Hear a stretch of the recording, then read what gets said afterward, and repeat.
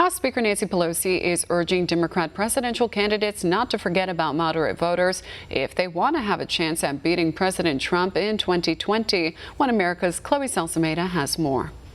With Election Day just over a year away and presidential contenders setting their sights on upcoming primaries, House Speaker Nancy Pelosi is trying to keep them from veering too far to the left. Speaking to Bloomberg News this week, Pelosi reminds candidates that there's only one way to get to the White House: winning the Electoral College. We saw in 2016 that the popular vote wasn't enough to propel Hillary Clinton forward. Instead, the victory was handed to Donald Trump, who walked away with more than enough electoral votes after winning states like Michigan, Wisconsin, and Pennsylvania. You can run the best campaign, you can have the best plans, you can get the nomination, you can win the popular vote, and you can lose the Electoral College and therefore the election. Now, with 2020 fast approaching, Pelosi is concerned that voters will not support a progressive candidate whose policies don't resonate with a majority of Americans.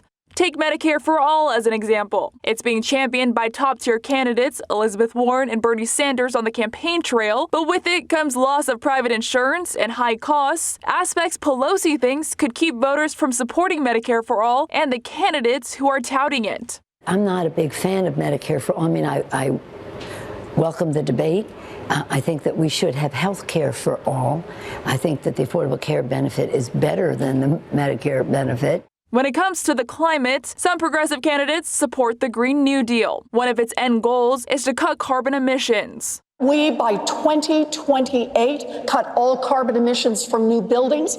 By 2030, carbon emissions from cars. And by 2035, all carbon emissions from the manufacture of electricity. But cutting carbon emissions could result in job loss for those working in the fossil fuel industry, which Pelosi thinks could keep voters from voting Democrat in 2020. And with the impeachment inquiry taking center stage on Capitol Hill, Pelosi is stressing unity.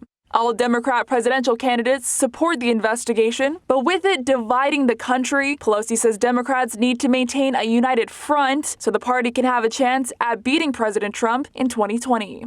Our diversity is our strength. Our unity is our power. Chloe Salsameda, One America News. Want to see more videos like this? Click on the link below and subscribe to One America News on YouTube. And call your cable provider and kindly demand that One America News is added to your lineup. Call and subscribe today.